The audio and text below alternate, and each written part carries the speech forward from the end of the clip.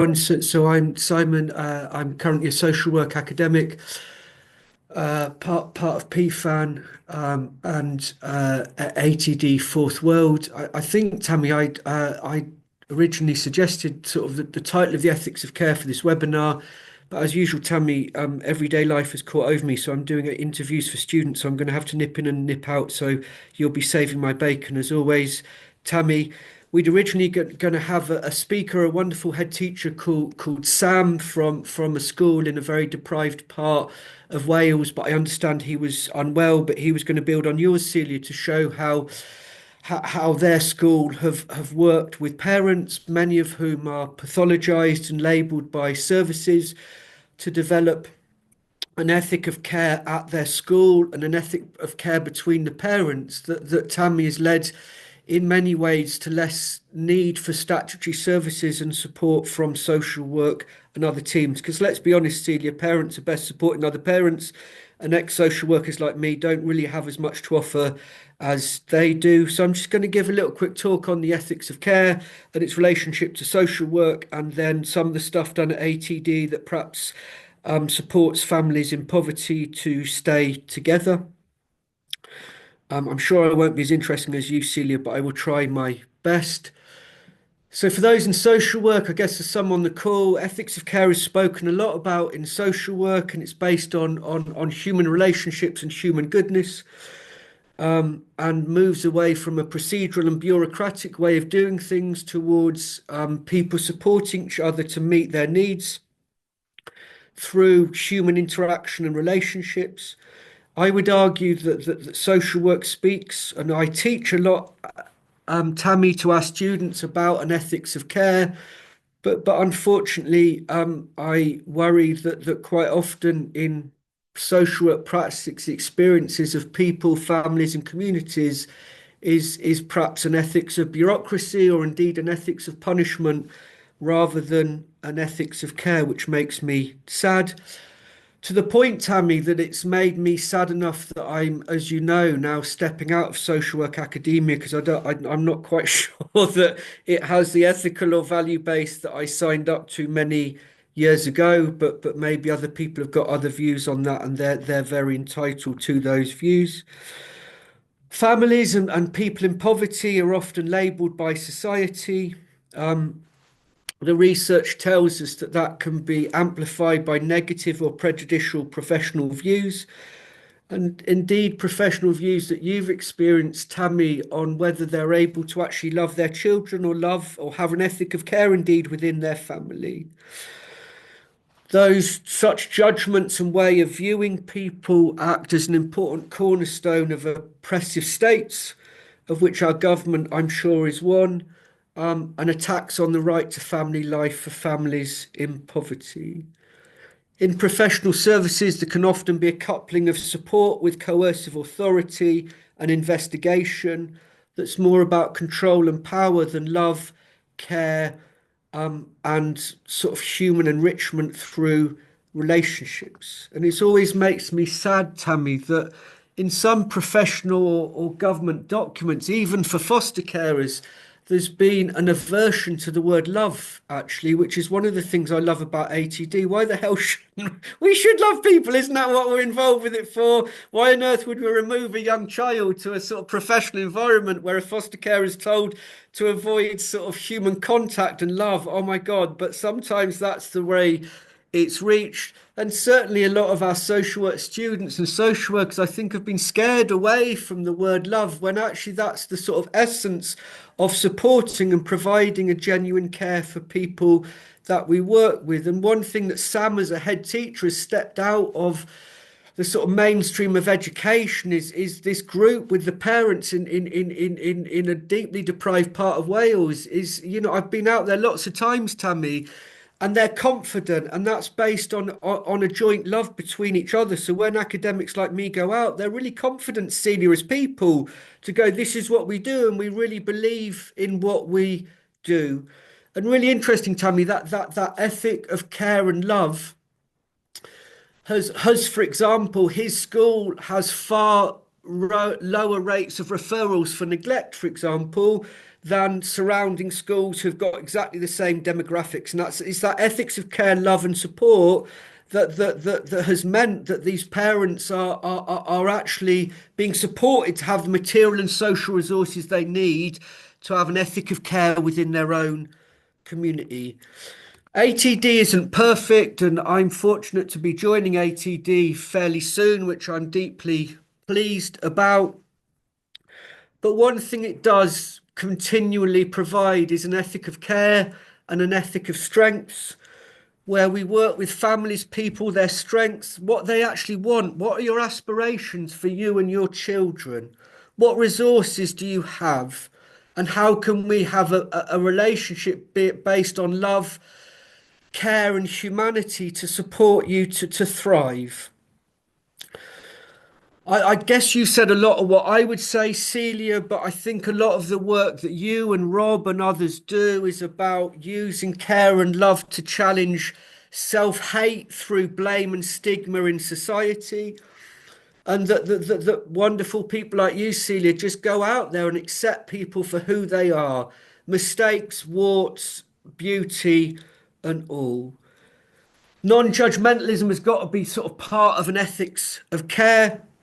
And if we do have relationships, and like with Sam's parents group, then it's about joint problem solving. It's not about denying that problems exist, but it's about having different ways of responding to those. One thing that I think social work lacks around an ethics of care is I think they've gone away from a principle of non-abandonment, where actually to genuinely enact an ethic of care, you've got to stand with families, communities, and people over the long term. It can't be time limited. Love and care aren't time limited concept. If it is a genuine ethic of care and something ATD try and do, it's about supporting people's free agency. And like you said, Celia, it's about that reciprocity, isn't it? That you gain as much from that relationship as the families that you work with.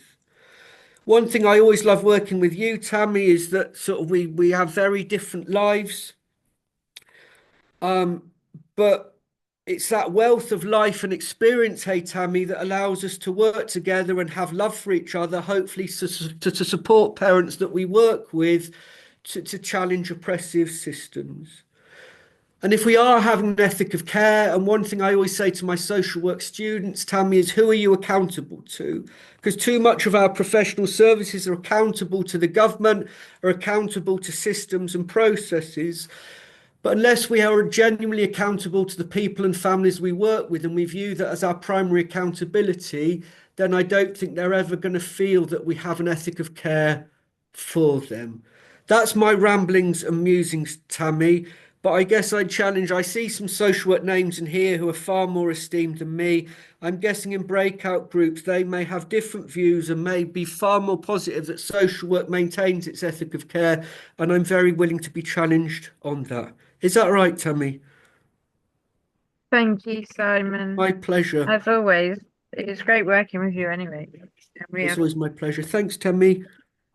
You're welcome. Thank you, Simon. Um, so I'm going to talk a bit on some of the work of from a person. So I'm going to talk about some of what the ATD, what Celia was talking about the different, like giving poverty a voice and stuff like that, which I'm part of. So I thought I'd give you from a participatory view, um, not just a supportive role, but the lovely Celia does. Um, and there's a lot more like Celia in within ATD that do this, and they volunteer, they give up their time um to do that, which one is really nice.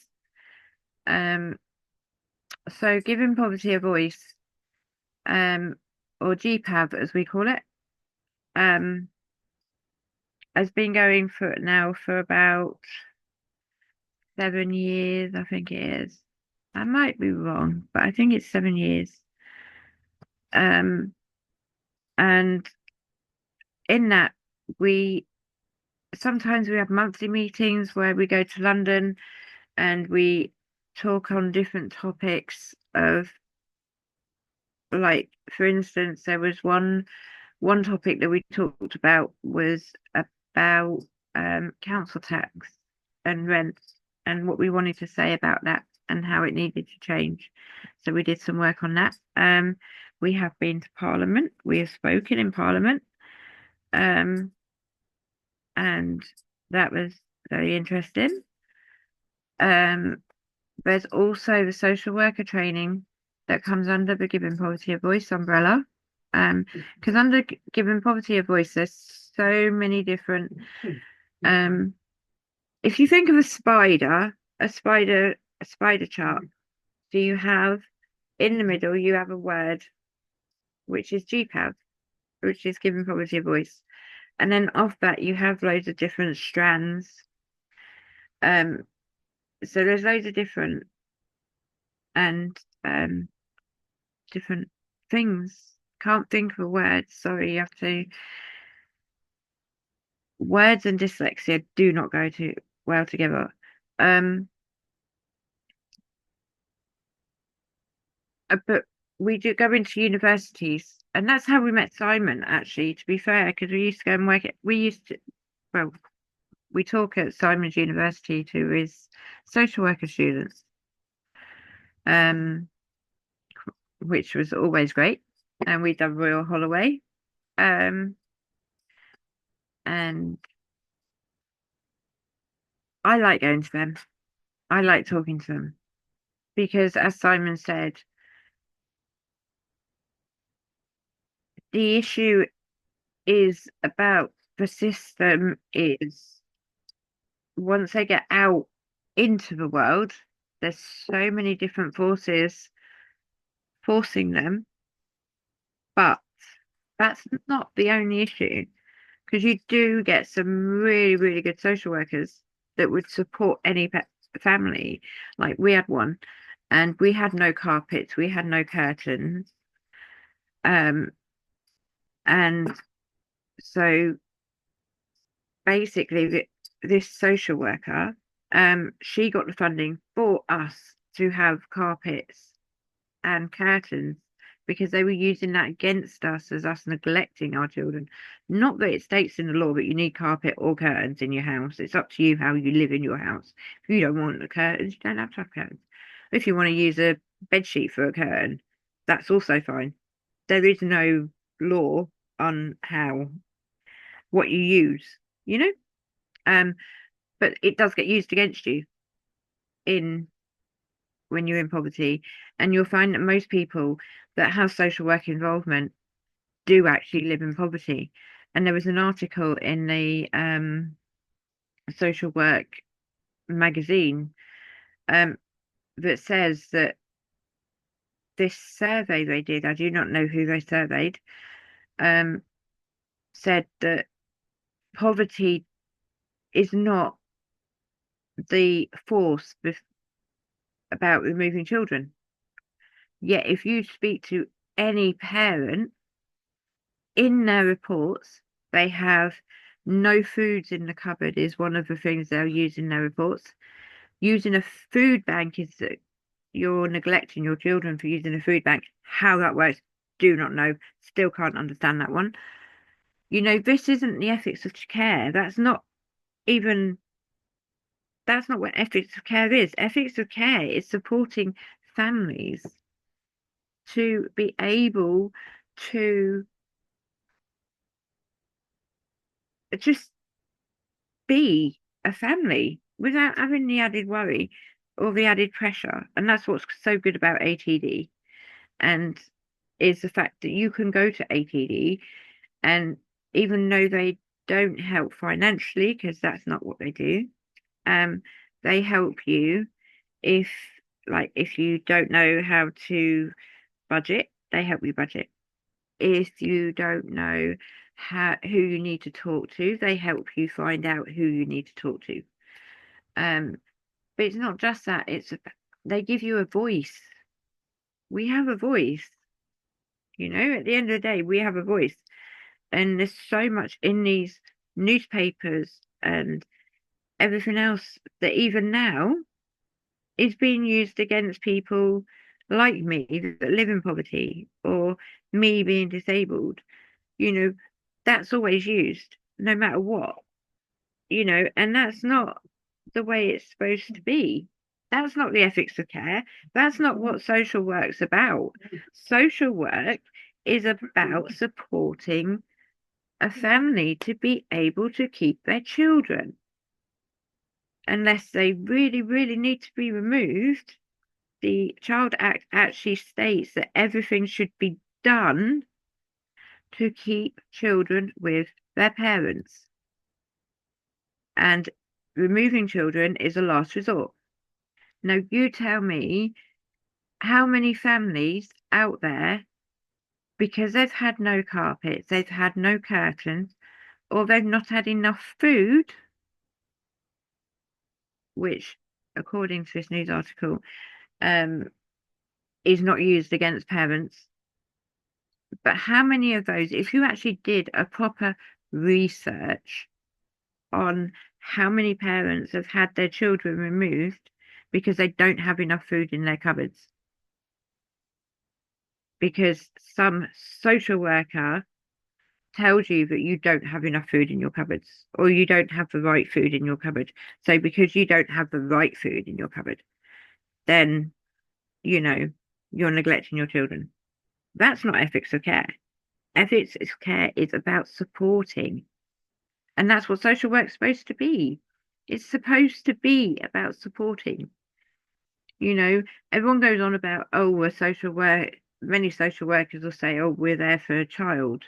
We're not there for the family. We're there for the child. Actually, yes, you might be the child's social worker, but that child would not be there if it didn't have parents. So you're there for the family. You are there to keep a child within their family. If you can't do that, and you can't even thinking that removing a child because of thinking that poverty is neglect. Poverty isn't neglect. Yes, there is parents out there that do neglect their children and they do live in poverty, but don't brush everyone with the same brush. There's so many parents out there that go without, they don't eat, they live in the same shoes, even with holes in trousers and clothes that, if they've lost weight, are massive because they can't afford to go out and buy their own. But their children will have shoes and their children will have clothes. It's it's about the ethics of care. And one thing, if you really, really work with a parent and you actually build that relationship, then you will see the positive that that parent's doing. The fact that they're going without food so their children have everything that they need. They don't need designer stuff. Designer stuff, that's just people trying to make money. Basically, the rich getting richer, the poor getting poorer. You know how that's saying still going, even 100 years on. Um, so yeah, I think I've covered what ethics should be and what ethics is not.